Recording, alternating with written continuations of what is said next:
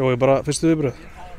Já, við erum rosalega súr með niðurstöðuna í leiknum en byrja á að óska Víkingum innilega til hamingju með sigurinn í leiknum, 3. sætið, frábær árangur á þeirra fyrsta ári í efstu deild og bara verðskuldað. Víkingar spiluðu að mörgu leyti betur en við í þessum leik.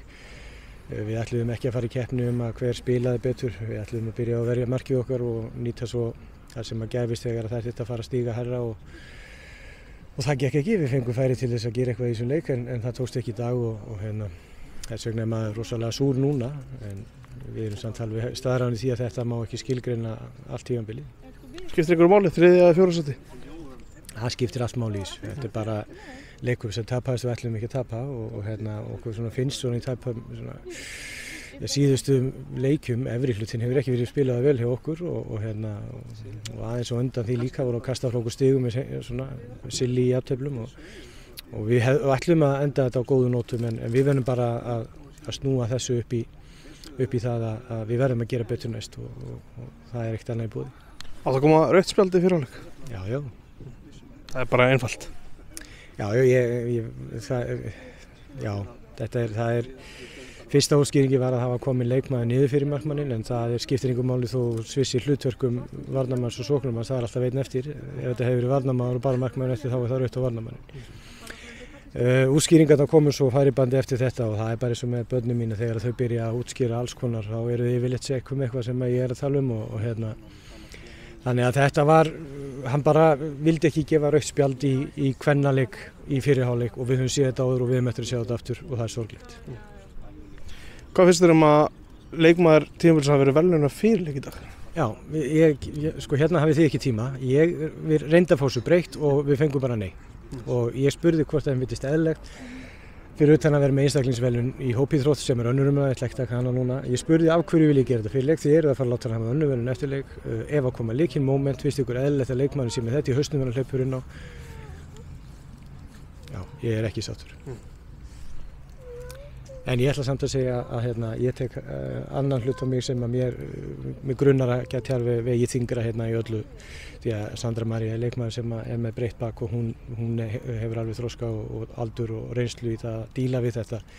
En ég ætla ekki að fara að kasta ábyrgðinni á eitthvað sem er fyrir sunnan í Laugardalnum. Hins vegar hefði ég getað og verið að gera betur með annað að 2024 hefur verið ofsalega langt fyrir Sandru Maríu. Þegar aðrir fá að anda og hvíla sig að þá er hún í landsliðsverkefnum. Og það er freistandi með leikmann sem er 100% leikmann sem gerir allt í rétt utan alla líka.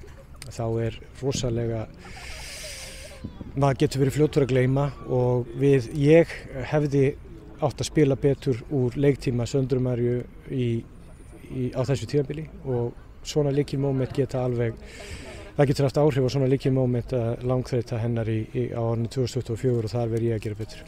Þetta tímabil samt hjá henni, bara ótrúlegt. Já, það er erfitt að toppa svona, ég veit ekki hvernig menn ætla að gera það. Hugsaðar ef við hefum bara spilað sæmilega í efri hluta. Þetta hefði bara allt orðið ennþá stærra og meira. En það er eins og ég segi, þó að við höfum endað illa tímabilið þá megum við ekki láta það skilgreina okkur. Það má ekki taka af okkur það sem við gerum vel. Við verðum að halda í það og þó að kókið verði alltaf aðeins beiskar á bragðið á lokahófinu þegar maður tapar þann dag þá verðum við að horfa í það að við vorum að berjast 3. sæti. Það er einhver ástæða, við vorum búin að gera eitthvað rétt. Þannig að við verðum að byggja á það líka en við verðum að læra af þessu líka, það er alveg rétt. Er raunverulega svona mikill munur á efstu liðunum og svona næstu á eftir? Ég veit að taflan segir það, en finnst þér það? Það er rosalega mikill munur ef þú skoðar nokkra þætti í kringum fótboltann. Þá eigum við hin liðin ekki séns. Og ef þú skoðar þá þætti, þá á að vera svona mikill munur. En í leikjum í sumar þá höfum við séð bara eins og í efri hlutanum að Þróttur gerir jafntefli við Val. Þannig að þetta er alveg svona, við erum alveg í skrefum og við verðum að gera hlutina rosalega vel og það má ekkert klikka ef við ætlum að ná í liðin sem hafa forskot. Breiðablik og Valur hafa forskot, önnur lið, það má ekki glemma því.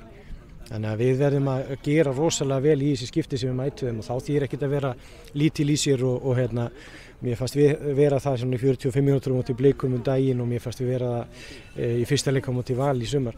En síðan þegar við mætum mitt sumar og þá erum við bara að berjast við þessi lið á jafningagrundvelli. Og ég er alveg viss um það að við getum og það er, þó að þau hafa þetta forskot þá er alveg, þau eru væri, við sjáum það í Evrópukeppninni,